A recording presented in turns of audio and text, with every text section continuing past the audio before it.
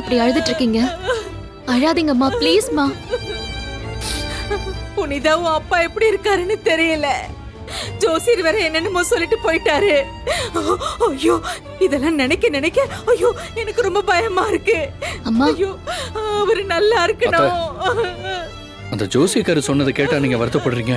அவர் சொன்னதெல்லாம் நீங்க சீரியஸா எடுத்துக்காதீங்க.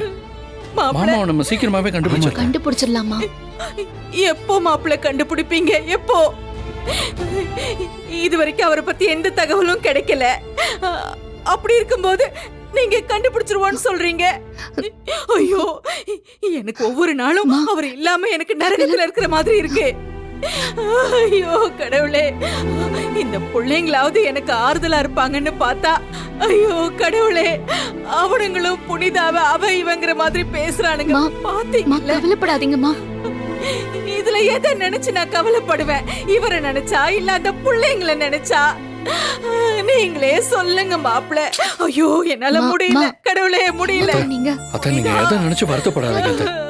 ஐயோ, முடிஞ்சா மாமா நல்லபடியா வீட்டுக்கு வரணும்னு வேண்டிக்கோங்க. உங்களுக்கு கடவுள் நம்பிக்கை இருக்கிறதுனால தான் நான் இதை சொல்றேன். மத்தபடி மாமாவோட நல்ல மனசுக்கு அவருக்கு எதுவும் ஆகாது. கபிலன் சொல்றது உண்மைதாம்மா.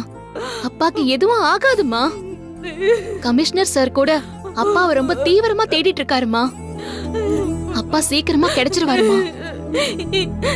எனக்கு அவரு சீக்கிரமா வீட்டுக்கு வரணும். அவர் இல்லனா நான் உயிரோடவே இருக்க மாட்டேன்.